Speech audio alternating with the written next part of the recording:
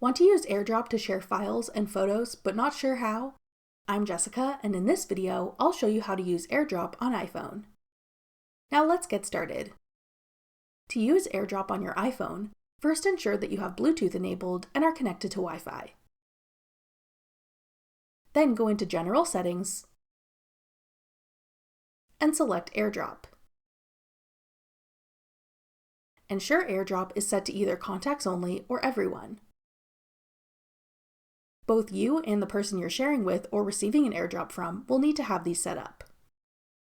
To share something through AirDrop, ensure both devices are on and unlocked. Then tap the Share button on a file, photo, link, or almost anything else you might want to share.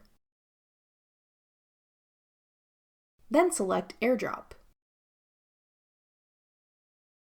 Tap the name of the person or device you want to AirDrop to. Keep this screen open until your AirDrop has finished sending. To receive something through AirDrop, ensure your device is unlocked.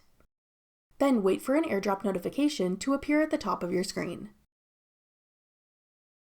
Tap Accept to begin receiving the AirDrop file or link. Keep your device unlocked until the transfer is complete. Once finished, the AirDrop file or link should automatically open on your screen. That's all it takes to use AirDrop on iPhone. Looking to AirDrop files to your Mac? Check out this tutorial to learn more. Click the video on your screen now to watch.